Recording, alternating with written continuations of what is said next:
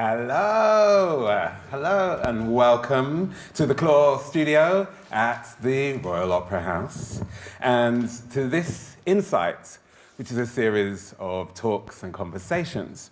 I'm Rikki Beadle Blair, and tonight we're celebrating the contributions of LGBTQ plus creatives here at the Royal Opera House and out there in the world, across the UK, across the world.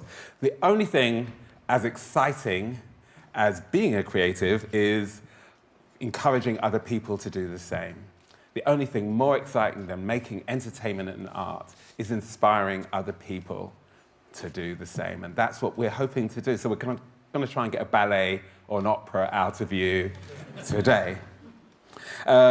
This evening is a special opportunity to ignite creative fires in you and in each other, because we have a wonderful panel today, and the fact that the focus tonight is LGBTQ plus creativity is all the more thrilling. I'm going to be joined shortly by a wonderful panel of LGBTQ plus creatives, and we're going to explore the pivotal role of creative industries in providing a space for our community to flourish. Because this year, of course, we're commemorating 50 years of Pride since the very first inaugural London Pride, and tonight we're here to celebrate and discuss our contributions of the LGBT community, which we know go back centuries. You've seen the pyramids, we're on there, right? The cavemen, you know, it was somebody going, oh, I'll that was us right there. And so we know that creatives have been gender bending genders and genres since the beginning of time, and transgressing boundaries on stage. And so we're going to bring on some people who are absolutely fantastic benders, as you will see. We're going to have singer-songwriter Dan Gillespie Sells. We're going to have choreographer Eleanor Perry, actor Rob Madge, soprano Ella Taylor, and vocalist David McAlmont. I'm a fan of all of these people, and if you're not already, you will be by the end of this evening. So please welcome them tonight as if you're fans already.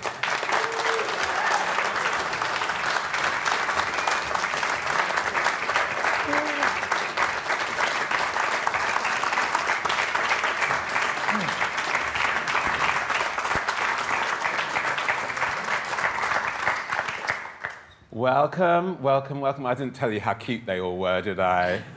But I would like to introduce you all. So let's introduce ourselves with answering this simple question, which is really, what does your creativity mean to you? David, you're a vocalist. Oh, I thought you were going to ask Dad first. You're not ready? No. Thank you. Hi, everybody. Short answer, everything. And the longish answer would be, it's a blessing that you are lucky enough to discover within yourself, and it's really worthwhile nurturing it, because it's a gift that can create ineffable access if it's honored, the way that it's given. That's my take on it. Can you elaborate a little bit on that wonderful word, everything? I imagine my life without it, and I wouldn't be sitting here discussing creativity with you if I wasn't creative. I think that it's, if honored, that creativity is a pathway to consistent learning. I think it works really well with knowledge. So, as a queer person, I really need knowledge, because life is a difficult navigation, and without creativity, I don't think I'd be as close to the knowledge that I have now.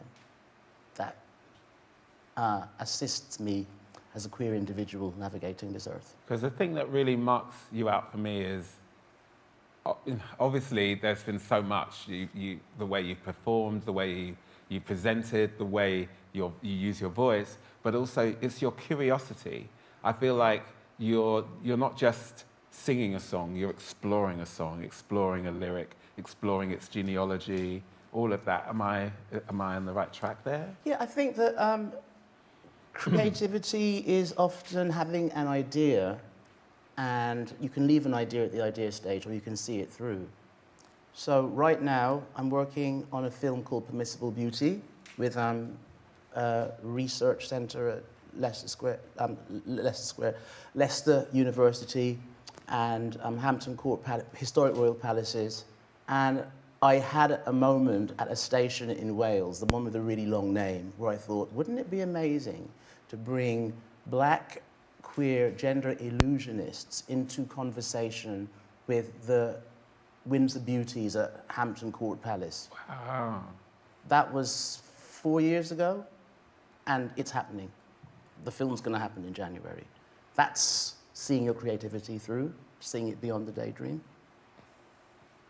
Wow. Okay, I'm gonna ask you more about that, I think. But okay. So, Ella, you're a soprano. Apparently so, yeah. Yeah, I love my pronouns are they, them. And what does creativity mean to me? I suppose I came across this clip recently from a project that I was doing with my professional trans choir, Trans Voices. And it was after quite a horrible transphobic attack on this kind of poet and actress, Reese Lyons. And she said, "My job as an artist to an audience is not to serve you, it is to expand the capability of your thinking and expand your horizons and like of who you can be." And I am going to steal it because I think essentially that I think that is what creativity can and should be. It's not an entirely original thought, but I do stand by it. An exciting thought, though. Yeah. And it's very similar. I saw you nodding away, David. That's it. Okay. So, Rob, what does creativity mean to you? I know you've only recently, but dramatically expanded into creating your own work, Yeah. and it being like courageously autobiographical. Yeah. Hi, I'm Rob. Pronouns also they, them. Absolutely. I think for queer people especially, growing up, even when you are grown up, creativity is escapism, and it helps you get away from a lot of the scary, horrible things that people might say to you in real life. And I think that queer people have, especially, everyone does, but queer people especially are really inclined to love fantasy and to love make-believe and to love creating and pretending. And I mean, we do it every day. I mean, we assimilate all the time. We were just talking about this before we even came in here. We're always acting. In order to be safe, we have to put on a little bit of a show every now and then in order to protect ourselves. And I think that creativity as a medium of expression was always so important to me because it was an outlet for me to, in being someone else, I felt that I was being myself, you know? Because myself, I was told, you shouldn't be that. So you should be something else. If I can't be myself, I'll be everyone else. Exactly. I will be all the Disney characters in the world. That's what it always meant to me, was just helping me find my own place in order to fit in, and also reject fitting in. It's everything. They run very symbiotically together, creativity and life for me. I don't know what I'd do without it. Lovely, thank you. Thank you. Eleanor, what leads you to, what does creativity mean to you? Well, I'm a dancer and a choreographer. My pronouns are she, her. And as a dancer, I think it's such a wonderful thing to do. I just absolutely love it. The trying to do it as best as you can on stage for the people who are watching, to make it sort of worth their time watching you, and also to to give as much of yourself as you can. So that's, as a dancer particularly, that's how I feel. But as a choreographer, I think it's such a kind of continuous thing, just that everything kind of filters through into the work that I make, I suppose, one way or another. Just researching and reading, or people suggesting things to look at or to watch, and changing the way that I think. And yeah, so there's that. But also, when I'm actually choreographing, I've always had this feeling of having to sort of go off and be really alone when I do it and not be watched. And or if I'm editing music or whatever it is I'm doing, I kind of have this feeling of being quite insular. But despite that, I've also found myself mainly collaborating through all the work that I've done with Daniel there particularly. So I am part of a company called Thick and Tight. We're a duo, and we choreograph collaboratively, but also with all the people that we work with, there's always you know, a kind of mutual thing. So I suppose there's a, yeah, I was thinking about what my creativity is, but in a way it's not just mine. It's so much part of an exchange all the time with other people, and you know, or I guess like being here with you all who I haven't met before. But yeah, and making something special together, and learning from each other. And Dan, you're a songwriter and a singer, musician. Yes. How would you describe your? This is a lot of hyphenates on this stage. Yes, I'm Dan, pronouns he, him. You say I'll start with a simple question. It's probably the least simple question there is for an artist. You know, what does creativity mean to you? I guess I meant fundamental. It's quite fundamental, right? It's I was trying to think about it as what it actually feels like, and I think it's hard to tell what it feels like because you're in it, and it's a bit like water. Probably like water. I'm like a fish swimming around in water. I don't really know what the water is, but that's how I live. Right. And I know when I'm out of water, because when the creativity isn't there, and we don't get to live a creative life, you do feel like a fish out of water. You feel like you're flailing around and you're desperate to get back in the water. And I suppose to expand the metaphor, hopefully not too much, you can be in a still lake of water, or you could be riding a rapid in that water, or you can be, you know, sometimes it's taking you somewhere and you've got no control over it, and sometimes you're battling it. Sometimes you're like the salmon swimming up against stream in order to kind of do what you need to do to get a project across the line. And but the creativity is just the thing. It's just the thing that's around you. It's the thing. It's how you make sense of the world, and it's how you interact with the world. For me, it's so tied up in my identity that I don't even know how to describe it, other than say it's just like the air you breathe. You know, for most creatives, I think. Well, because you describe it as water a lot, is it like the amniotic fluid of the womb? Yes, probably. You know what I mean? It probably starts there. You feel amphibian when you're. Well, do you know what? It does provide a lot of solace, and it provides it's also something which I escape into and always have. You know, from being endlessly having chalk thrown at me in the corner of a school room because I'm heads out the window and I'm not focused on the class at all. You know, slightly ages me. We did have chalk in my school. Because I couldn't focus, and I was always daydreaming, and I was always in my own world and creating all kinds of things when I'm supposed to be focused on, you know, some kind of mathematical thing that I wasn't really interested in at the time. And I think, but I've always escaped into it. It's almost like a kind of place that I go to, whether I'm sitting at a piano at home or whether I'm kind of, it's a safe place to go to. So that feels amniotic, that part of it. So how early did you discover that kind of your creative path? Because it sounds like, I mean, it sounds like it's a continuation of the womb, right? Did you always know I'm going to work with sounds and words, and was that what you were seeing when you were looking out the window? Always. And I think it's stories though as well, because I don't really I've worked out actually after, you know, 25 years of doing it kind of professionally, I worked out actually there isn't a line to be drawn between storytelling and singing and acting and dancing and all the things. They're kind of it is all stories. So I used to go off in these stories in my head, but they were kind of musical stories, and then at the age of about 4 or 5, I started playing the piano and then realised that this was how I was going to express my stories, was musically. This was your typewriter? Yeah, kind of. And then it was just an outlet, and not only an outlet, but like literally, I'd be more than happy just to be sitting in the corner of a room playing the piano. I wouldn't need to put it in front of anyone. That was always enough for me, just to have it in my life. For Ella, was it? Because we were talking outside about your journey. It wasn't straight away. You tried lots of different things. to find your creative path? Well, I suppose in a sense of getting to opera, which is sort of singing, acting, you know. Although I suppose not every opera singer might.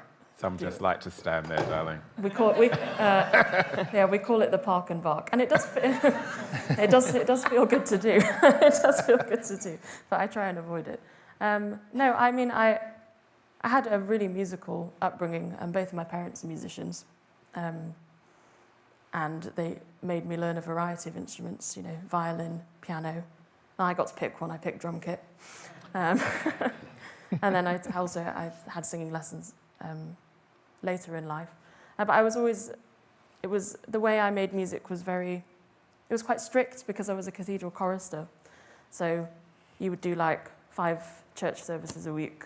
You would just show up, you'd have to sight read the music there, and then you'd put on your funny little dress, and you'd process in and you'd sing it. It was all very formal, and then, you know, it's not, I mean, I loved it because the music is just amazing, but I wouldn't say it's, you know, you don't get to like move around very much. You just sort of sit there and do your thing. And I always thought that that's what I would end up doing because I was just sort of good at it. And then Was there a part of you that just suddenly wanted to step forward into the spotlight and sing on your own? Yeah, well, it was interesting. I went through my undergraduate. I said I don't want to do opera. I started my masters and I said I don't want to do opera. And then my singing teacher gave me this aria from Così fan tutte called Come Scoglio, and I sang it and I thought, oh, okay, oh, this is fun. It's fun, it's dramatic, and you can see the dramatic writing in the music, which makes you want to be dramatic, you know? And I think that was really like a kind of, yeah, I suppose, I never really thought about it before, but it was quite a life-changing moment for me. And then I thought, oh, well, maybe I'll just give it a go then. And it's been going pretty well ever since, so yeah, pretty chuffed. Do you feel like you're telling the story of your characters?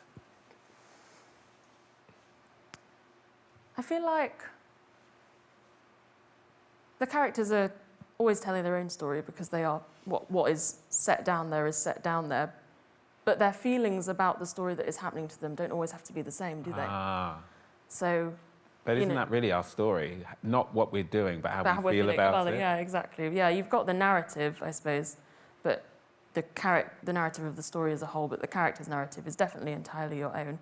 I mean, my versions of characters tend to be quite strong-willed, I would say, rather than erring on the side of weak, which so often female characters, well, sopranos in opera can be portrayed, you know, sort of the damsel in distress. But was there a part of you that wanted to push against? I mean, obviously in your life you've gone on a bigger journey with gender and reclaiming and staking your claim in who you are. Did you feel like you were taking those characters with you, or are you looking at them from your perspective? Does that make sense? yeah, totally. I think... Do you feel like you're queering your characters? I think even if I didn't want to, I was probably going to end up queering my characters just by the fact of who I am. I mean, this is a different question, but, you know, creativity and queerness for me is totally intertwined. There's no escaping it. So when I'm creating a character's thoughts and feelings, then they're always going to be, and even if I tried to separate it completely, there would always be in some way intertwined with mine, because if a character is supposed to be feeling sad about, I don't know, her lover's left her at the altar or whatever, then like I'm going to bring my feelings, probably not specifically about being jilted at the altar, but that kind of that sadness, you know, what does that mean? How does that feel? How does that taste? You know, like, and then how does it feel to sing, and how do you portray that? And how does that change the way you sing? Yeah. Interesting. When I was saying to everybody beforehand that I felt that everybody was an actor here, because having looked at all the work and done those deep dives, it felt like storytelling, but also it felt like inside out storytelling. Like, let's go inside this story and then bring out what's hidden in this. And there was so much of that. Do you feel like because I know you actually tell stories on stage between songs, David. you often explain where this song came from, or what it meant to you. That you seem to attach stories to your relationship to the song, but also are you thinking of the music, or are you telling the story of the character, or what's the proportions of that? What Ella was just saying reminded me of a record I made in 2009 called The Glare. I made it with a composer called Michael Nyman. The concept I had was that his music was a canvas upon which one could paint 21st century portraits.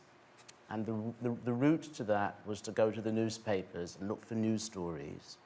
I also called it my first internet record because I could find out so much about these people.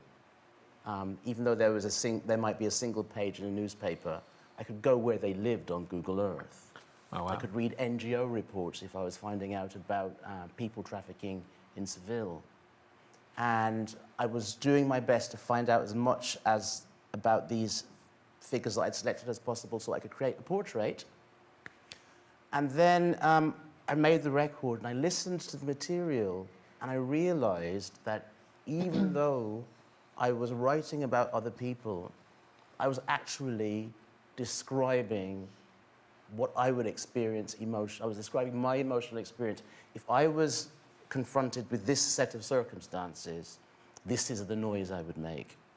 And so I thought that was really interesting that I thought I was portraying them, but in fact I was portraying myself. Well, there's that school of thought that believes that every artist is really painting self-portraits, and often, like someone like Egan Schiele or somebody, they always kind of look like them.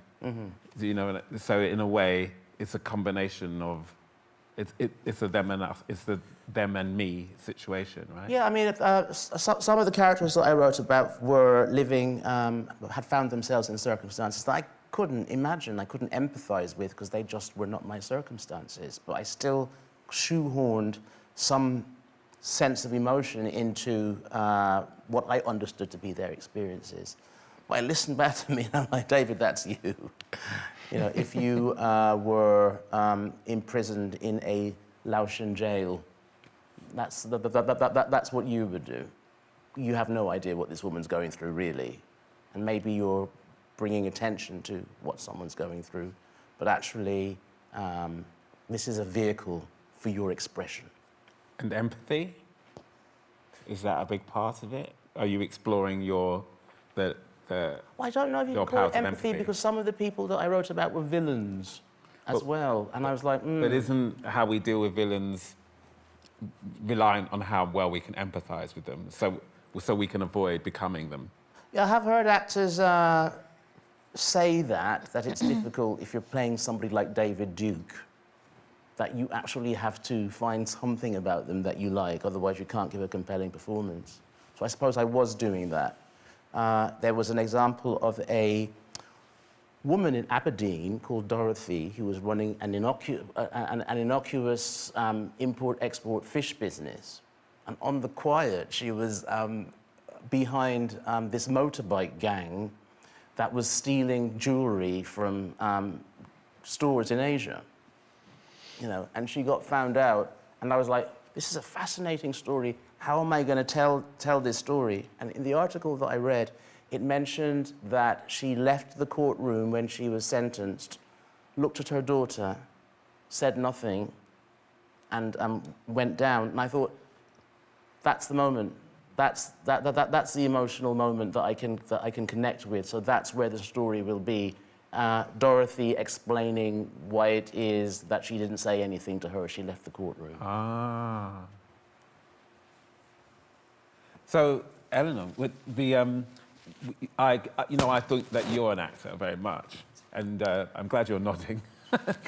But sometimes you mime to other voices, and Yes. And is that how you and Daniel create your pieces, from character, from telling individual stories first? Yes, very much. I mean, what you were just talking about, portraits, I think that's a way that we think that it's often about creating rather than sort of telling a whole life story. I mean, sometimes it goes a bit more, but often it's just about sort of really trying to create an essence of a person that is, well, often there's another thing that it's like, well, we're going to make stuff about people who are well known, because then for the audience there's already a kind of way in, and you already know, and they're always already on a sort of similar standing point to begin with.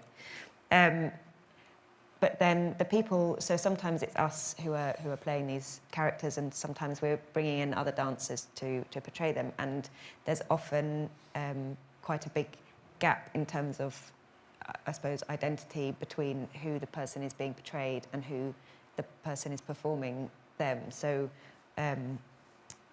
like I might be playing Marcel Proust, for example, so we're in a different era.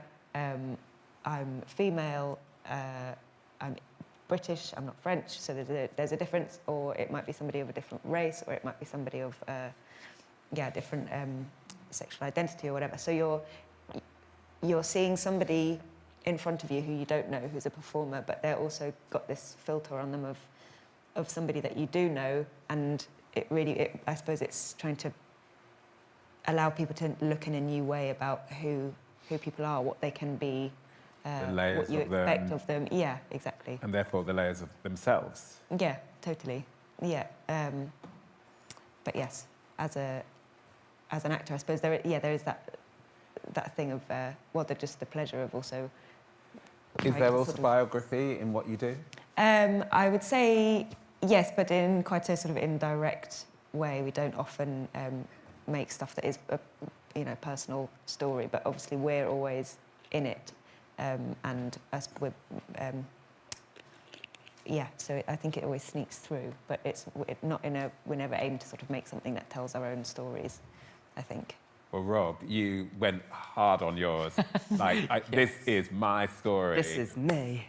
Yeah. Was it you, or did you find that you were other people filtering into you? Well, I mean, if I were to do truly myself on stage, I think I'd have multiple panic attacks and not be able to do it. So, I mean, you have to sort of create a version of yourself, don't you? Again, for, your own safety and well-being and your mental capacity, I think you have to kind of separate.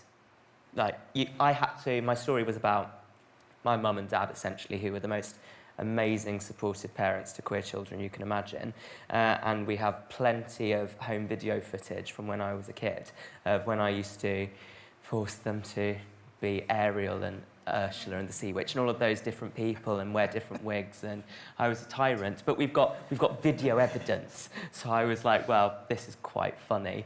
So the show is essentially about them raising me and supporting me all those years. But if every night, if I would think too hard about what I was doing, I don't think I'd be able to do it. So I almost had to look at my own parents and myself on this old home video footage and completely separate it just for that hour to get through it. Is separation a kind of part of queer survival? Truly, yeah, completely. Especially when you're putting your story out there to be, to be reviewed or just to have anyone to watch it. You have to kind of ignore the reality of the fact that that's my mum and dad, and don't you dare give them 2 stars, because otherwise you just get heartbroken. So you do have to sort of develop some kind of thick skin, even if you're faking it a little bit. We do a lot of faking it till you make it, I think, just to get through. And a lot of thick skinning. Yes, truly, yeah. Dan, when you're writing a song, are they autobiographical? I think always, to a degree. There was a point in which I'd done a few albums with my band, and it was getting quite exhausting to figure out what I wanted to say. I think when I was in my 20s, I was you're so bursting with your own stuff that you've always got a million things to say. You've always got so many bloody opinions, and that's one of the charms of youth as an artist. Especially as a recording artist, you're just so full of ideas, and they're also amazing. And you just kind of you've got a million things to write about, and it's very easy, and most of it's really just the same old crap, but you just think it's amazing, and that's being young. But then into my 30s and 6 albums in, you're like, what have I got left? It gets really tough and it gets difficult, and it really does. You start to feel like you're scraping the barrel, and then I started working in musical theatre. And the next minute I'm writing Everybody's Talking About Jamie, and I'm writing a song who is from the perspective of a middle-aged woman whose son has just had a massive row with her and slammed the door and said the most awful thing to her, and then we wrote this whole song about the perspective, and then suddenly I'm like, well, I have 2 mums, so I know a little bit about mothers, but I also have to be aware that what I'm doing is putting quite a lot of my ideas of that into this character. Are you putting your own, because a lot of that's her fear, Again, right? well, it's about empathy. what her child's going to go through. Are you Yes. putting a lot of your own fear for your own self? It's an exercise in imagination, and imagination is where empathy comes from. So a lot of storytelling is a kind of empathy machine, So and it's important to kind of like acknowledge that.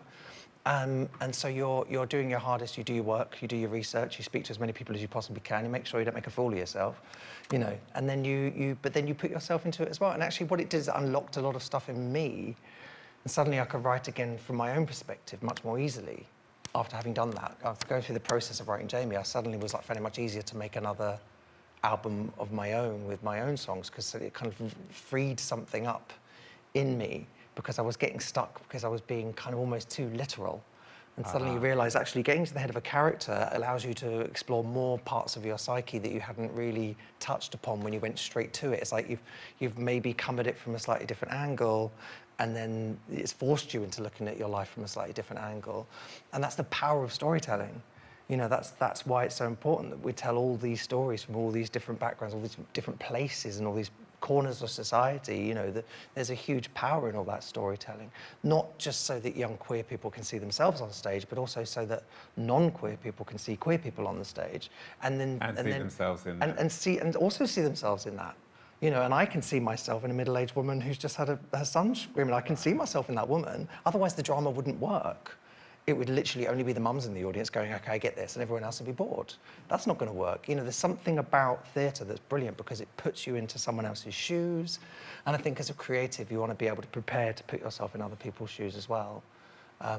So there's acting, and the acting, I've never formally acted, never acted on the stage before, but I Were you acting though when you were sitting writing? Well, I'm playing the part when I'm. You're Jamie. When I'm writing those songs, I'm like in fact, in many ways, we have a script, and I'm playing the role and also figure out what the song's going to be and what that musical moment needs to be. I kind of read that part in a script, and we'll often read out loud to each other. The team I'm working with, we'll read out loud to each other, and then I'll start noodling, and then literally just see what comes out. So there's a bit of improv-y type stuff going on, and so that's really acting, isn't it? So yeah, I quite enjoy it. It's great fun, and it's liberating, but it's also really uplifting. There's something really powerful about it. You feel the power of empathy, and kind of it's settling to the soul in a way. To have that experience of living through someone else. That's why people love dramas, why people love movies. That's why people love dance, and they love all these different forms of art, because it's transcendent in a way. It transforms you into someone else's soul for like a few minutes, and it's really powerful. Lovely. So, David, who were your great queer icons that you looked to when you first started on your creative journey? Right, I think the first character I invented was in the Guyanese countryside in the 1970s, late 1970s. I went back to live in my mother's country in 1978, and my sister and I took to recreating scenes from things that we'd seen on television back home in the United Kingdom. In Guyana, they didn't have television, which was astonishing to an 11-year-old kid from England. So my sister and I recreated those moments, and I created a character called Dave Delar, who was a drag queen, who did the crazy horse dance, I was 11 years old, and Danny LaRue was front and center. And I like citing inspirations like that because it really ruffles people. You know, people look at me, they hear me sing, and they want me to say, Stevie Wonder, come on. The first person you really cared about was Stevie Wonder. And actually, no, it was Danny LaRue. I mean, you couldn't really call Julie Andrews. Maybe you could, a queer icon, but Julie Andrews was a really important early inspiration. There's been a lot of unpacking of Maria. And, Victoria. And, yeah. Yeah. There's been unpacking of Maria, has there? Yeah, there has been, yeah. Yeah, but she was a really important early inspiration. But then, later on... She was a nun, you know. I mean, that's a whole... that's a whole... that's a whole... Yeah, and then later on, late 70s... Sorry, no, mid to late 80s, James Baldwin. Giovanni's Room magically appeared on a desk. Nobody claimed it. It was the phase when everybody was reading like Jackie Collins and Danielle Steele and Mills and Boons, like teenagers like getting, way about sex. And I wanted to read about gay sex, which wasn't in these books. And I found Giovanni's Room, which has a picture of a blonde man in a yellow shirt, and in the background, a topless man lying down in the bed. And I thought, yay, finally I get to read a gay bunkbuster. And it wasn't. It was like, what the hell is this? Mm-hmm. But that began this relationship with this written in the 1950s. Mm. Before homosexuality was decriminalised in England, that book was in circulation. And a long time before it was written by in America. Written by a black American who I felt that he couldn't, nobody would ever see, that book would never see the light of day if it was written with black characters, which is why he created white characters so he could tell this tale. But then I saw a film called The Price of the Ticket in 1987, and that was just, That's the documentary about him. Yeah, and he became my saint. I think along the way, Stephen Sondheim got me, and I was delighted to discover that I was one of him, or he was one of ours, as it were. And then, once again, delighted to discover that Billie Holiday, had tendencies too. So there's some of my heroes, but... Not Bowie? Bowie's later on, but I only say Bowie because you do a whole show of Bowie's songs. Yeah, but I didn't understand, when I was growing up in the 1970s, I didn't understand what Bowie was doing, which I think was his, I left the United Kingdom remembering The Laughing Gnome. And then the next song I heard, because only songs that were successful in the US we heard in Guyana, was Let's Dance. So I didn't really have that queer intersection with Bowie, but I do want to say that... So what brought you to that now? What brought you to Bowie now? I started to enjoy the music. I met my first partner, and he had a selection of records on his bookshelf. One of them was Crimson King by... King Crimson, White Album by the Beatles, and Diamond Dogs and Scary Monsters and Super Freaks by Bowie. I don't know why, but that was when I heard Diamond Dogs for the first time, which completely blew my head off. Mm. But it wasn't really about his queerness as such. It was more about just the immense music that was coming out from there. Ah. But at 55, what I am discovering now is that there are black gay men who are half my age who are finding out about me and getting in touch. And that's really lovely. So Omari Douglas, who played the character in It's a Sin, we've been spending some time hanging out and talking. And a South African singer called Nakane got in touch as well. He's amazing. Yeah. So they're my queer inspirations now, I would say. And you are theirs. It's an exchange. Yeah. But it's an extraordinary business. I'm like, really? Oh, that's nice. How lovely. So, Ella, same question. Who are your icons? And have you had the opportunity to meet any of your queer icons? Well, it was it's interesting because I don't know. In opera, you don't get many particularly trans singers. unless they're sort of around your age, or sort of, I would classify us as the same generation. So most of my icons are my peers, because people I work with, they continue to inspire me every day. Amazing. So, I don't know, in opera you have Lucia Lucas. I'm a big fan of hers, and I'm basically in touch with every trans opera singer that exists because there are like 10 of us. So you've got Lucia Lucas, you've got Cian Lester, Holden Madagame, Brianna Sinclair. I mean, all these people just... So has the absence of that kind of, those role models, Yeah. is that what's caused you to create your own groups of trans singers? And you're talking about your trans choir. Yeah, well, it's not. I wouldn't ever dare claim it as mine. I was not one of the co-founders. Oh, I see. But I am a core member, I do believe. I see another core member over there, which is great. I think I didn't really realise how desperate I was for those spaces and those people until I really started working in the industry. And I didn't feel uncomfortable because I love singing and I love my job, but I did feel something that was probably like emptiness. And then I did this project with Trans Voices, and my heart exploded, just with joy. And that's why people like that will always continue to inspire me. But I have my friends who are composers. I've got Benjamin Tassi. I see Jonathan Higgins right there. He inspires me. The people who inspire me are the people who I work with every day, who are queer, who are doing their thing, and they're doing it openly, and they're doing it awesomely. And that's just what I want to do as well. Beautiful. Yeah. Oh, this is the beginning of a new era. Hell yeah. So, Rob, Yeah.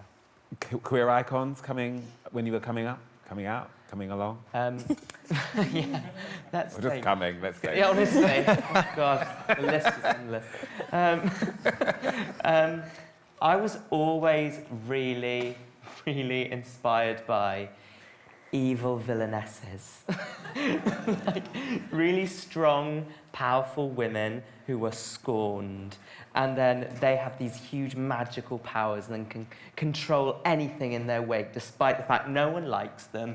Their sister, a house has fallen on her. She hasn't been invited to the birthday party. She's told that she's uglier than her stepdaughter. And she still has all of these magical, incredible powers to control a room and a space. And I was always like, that's me. I was sat in the playground like, they're all playing their games and I'm on my own. Fine. So I have a recollection of, I was obsessed with the Muppets Christmas Carol, and there's this random scene, not a villainess, but Scrooge, Michael Caine as Scrooge. The start of the Muppet Christmas Carol, there's this song called There Goes Mr. Humbug, There Goes Mr. And he just like storms through these Muppets as they sing. And one school playground session, I just decided to be my own Michael Caine, and no one was playing with me, so I would storm through all the people playing rounders and skipping ropes and all that stuff, and I would be going, there goes Mr. Humbug, there goes Mr. And I was like, but it's fine, because I'm the main character on this playground. I was always so inspired by people who, cartoons, not real people. So we're talking like Ursula. We are talking Sea Witch, all of those people. I was like, fantasy. That was always my obviously escape. Cruella de Vil. All those people. No cruelty to animals.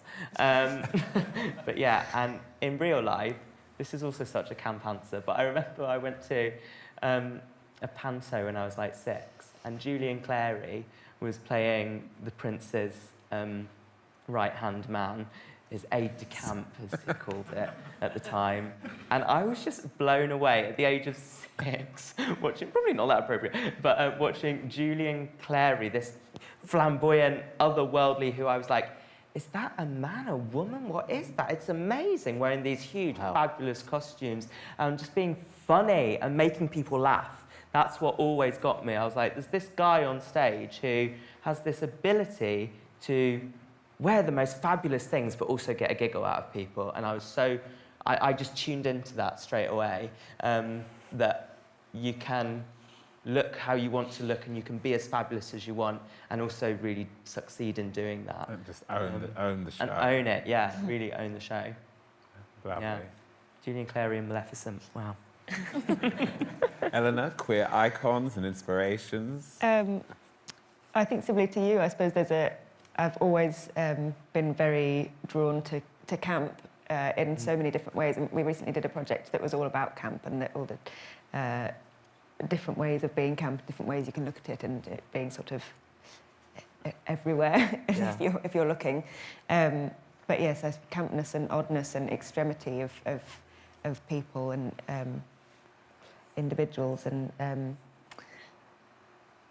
and also similarly to Ella, I think that it's just people all around, really. It's not necessarily kind of people that everybody knows, but just gradually the community that I feel part of, and that it grows and grows, and amazing people that I meet and am welcomed by, and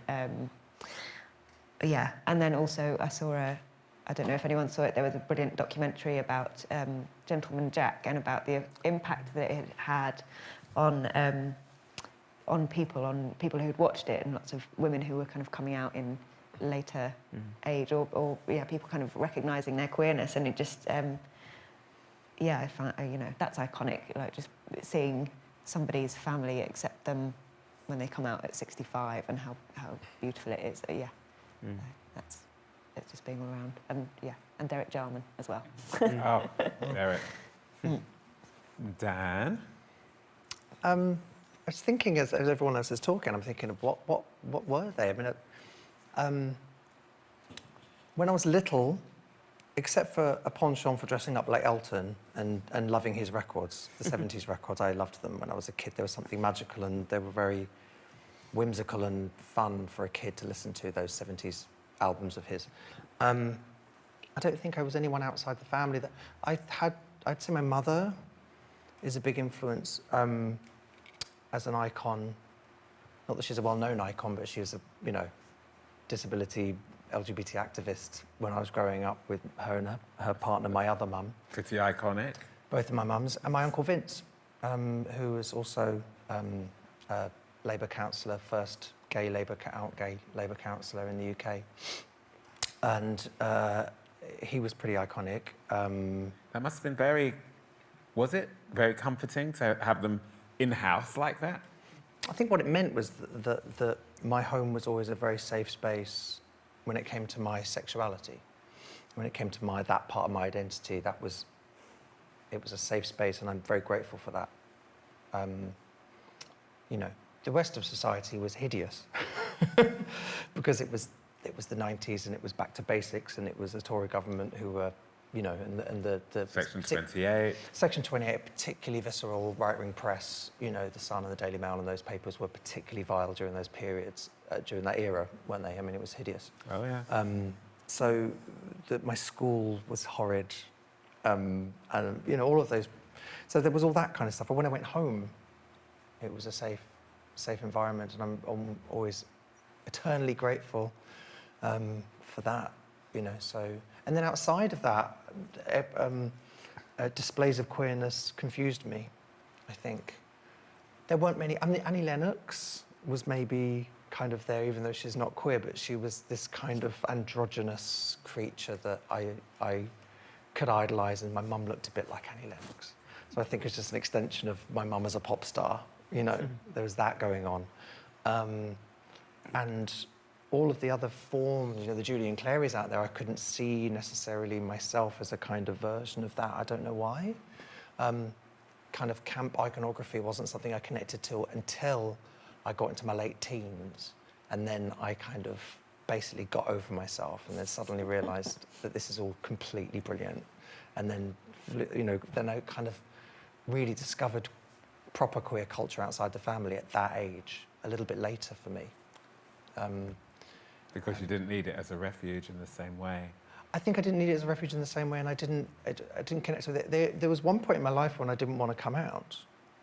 And the only reason was because the newspapers always used to say that queer families were going to just create all these queer children, and that these lesbian parents were going to make their kids gay. And I didn't want to be like proof for the opposition. So it was literally the only reason I didn't want to come out, was because I didn't want to prove them right. And eventually I was like, this is ridiculous. I just thought being like because my lesbian parents as well, I just thought it's so boring to be gay. They've already done it. Yes, I felt exactly the same way. It was almost like so a obvious. disappointment. I was like, oh, it's so obvious. My brother's straight and that's so cool. So different. It's weird. Can I ask you all what your what's your dream project that you would if I could greenlight anything and get you the team and just make it happen for you, what would be your dream role or your dream project or your dream creative adventure? I'm going to start with you.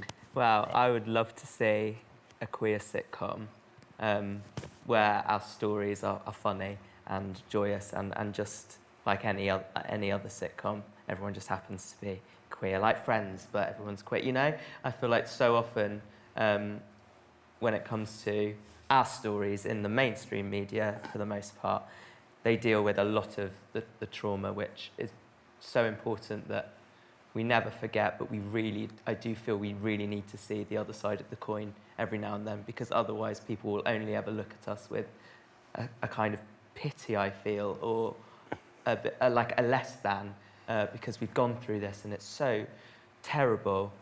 But actually, you know, we're in 2022 now and people need to be normalising who we are and what we're about, and that we're a laugh and we're funny people, I think, for the most part. I'd love to see something like that, as well as the other stories. They are also important. But so's this part of us, you know, our boundless creativity and the colours that we bring to the world. And we need to see both rather than just, So gay Golden Girls is what you're after. Well, I mean, Golden Girls, really, isn't it? Yeah, yeah, just Golden Girls. Golden Girls is a gay Golden Girls. Yeah, Golden Girls. That's what I want. I'll be blunt. Fantastic. Ella, dream project. Yes. Well, I'll say the soppy bit first, and then I'll get to what I actually want to do. Does that sound good? I'll take everything you've got. So, like I think I was saying in my previous answer, my favourite type of work to make is when I'm not the only queer person in the room, particularly not the only trans person in the room. I'm doing a COSI at the moment, and my director is non-binary. And just having that unspoken solidarity is something that brings me complete joy. Also, Fiordaligi was one of my dream roles, so tick! Perfect. Which is great, but like having that solidarity is really important. But in terms of, if you could just get the Royal Opera House to hire me to do this right now, that would be great. I would take any of the following. They're all very angsty women who have problems.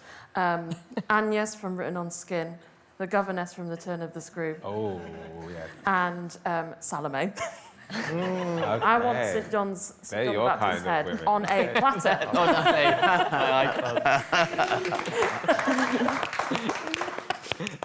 I'm going to have to find the money to greenlight this. Eleanor. I was thinking about this, and yeah, there's a work that we made with a company called Coralie, who we work with quite a lot, who are a company who've been working for 30 years, over 30 years, and they support artists with a learning disability to make dance and perform dance, and they're absolutely amazing. We've been collaborating with them for a while, and we made a live work with them that was looking at Derek Jarman's last years and his last works in the film Blue, and it was really, I suppose, challenging what expectations people have about the kind of work that people with a learning disability can do, and also that, again, solidarity between people who are marginalised in different ways, Yes. making this work. And so, I think what we're dreaming at the moment is to try and make a film of it and have it seen more widely. We had loads of great response. Mostly it was wonderful response, but one horrible review from this a Financial Times reviewer who called it. That's where you want the That's horrible where review. you want horrible review. So some publications you think, I don't want you to like. I Yeah, know. I'm doing it wrong. But she said it was well-intentioned, and you just think, oh, that you... If only you were well-intentioned. Yeah. Worst. So, yeah, that's... we would like to take... Good. Take You're upsetting them. You're doing it right. Exactly. David? I'd like to curate a major exhibition at Tate Britain in 2027. It's very specific. I love this. Yeah. I want this to happen so badly. Do you know what the subject of the exhibition is, or are you still working on that? Is it a secret? For now, it has to be, yes. But that's what you want to do. Yeah. I'm in the business of queer portraiture, so that's a... Oh. I'm so intrigued. I'll fund it anyway, David, and then I'll see what it is. Dan? I'd like to do an animation. Yeah. I've never done an animation before. I've never worked in that world. Something about... Do you mean you want to go Disney, like big animation, or...? Yeah, I'd take a Pixar. Of course I would.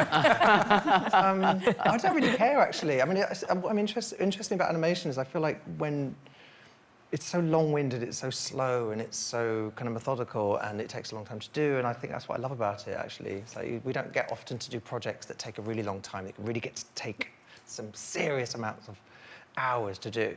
And I think what it does is epic. But it slows things down and it allows you to kind of readdress things. I mean, I've done records and maybe spent 8 months on a record and it's too quick.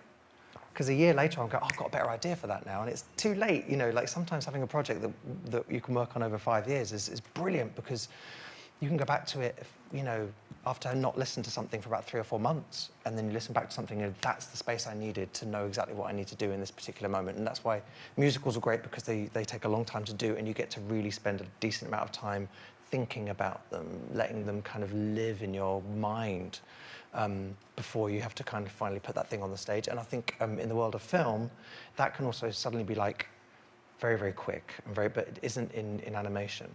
And the other thing about animation is there's not an auteur of a director. There's not actors' egos to deal with. It's geeky animators. They're the actors, and they're sitting there at a computer drawing and drawing and drawing, and there's no ego involved. And I think that take the ego out of the situation, you get really beautiful storytelling. And I think that's the secret of the success of a lot of those animations, is that there isn't anyone's, you know, no one's kind of like ego is too involved in the project, so it's not, everyone's serving the bigger picture, literally.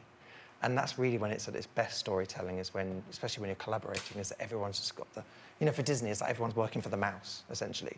And it's like everyone feels like the mouse is always going to be bigger than them. So people don't become too big. Big for their boots. You know what I mean? Too big for their boots. It's so interesting that you put that, because, you know, I've run out of time, but my final question was going to be around community and what kind of communities you envisage. But actually, all of your answers were around, you just did that anyway.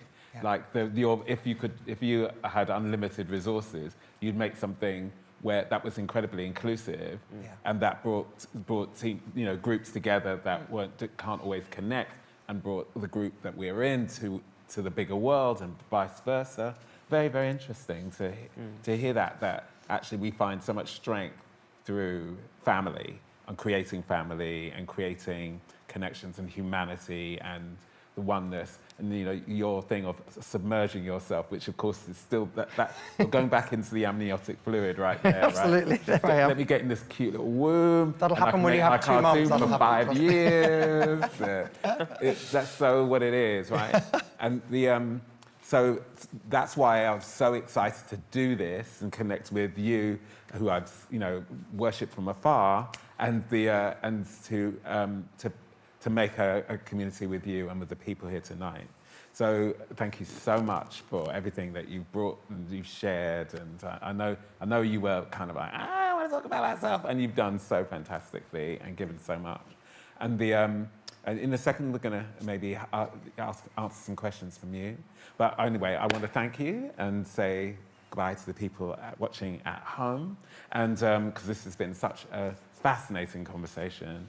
Don't forget that there are other Pride events happening here at the Royal Opera House with a wide range of events, and so do come along to some more of these fantastic Insight events, and make this Claw Studio your queer home for the Pride season, because we don't have a month anymore, we have a season. Starts 1st of June, ends sometime in October. And I like it that way.